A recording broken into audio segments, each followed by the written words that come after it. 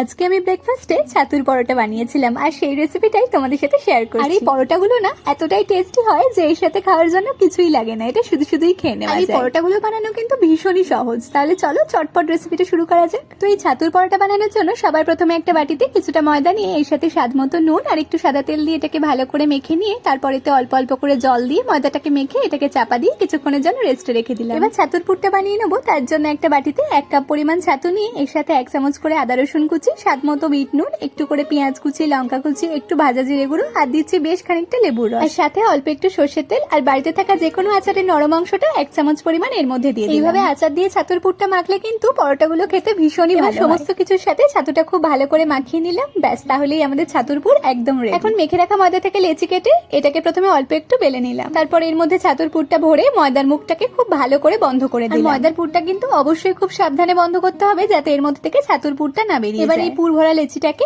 একদম আলতো হাতে বেলে নিলাম। এরপর বেলে নেওয়া পরোটাগুলোকে প্রথমে উল্টে পাল্টে ভালো করে সেকে নিয়ে তারপর অল্প করে তেল দিয়ে আবারও উল্টে পাল্টে একটু লাল লাল করে ভেজে তুলে নিলাম। তাহলেই তৈরি হয়ে গেল আমাদের ছাতুর পরোটা। আর এই পরোটাগুলো কিন্তু সত্যি ভীষণ টেস্টি হয়, তাই একবার হলেও বাড়িতে এগুলো বানিয়ে দেখো। আর আমার চ্যানেলে তোমরা নতুন কোনো রেসিপি দেখতে চাইলে সেটাও প্লিজ কমেন্টে জানিও। আজ তাহলে এটুকুই, দেখা হচ্ছে আবার নতুন একটা রেসিপি নিয়ে। টাটা।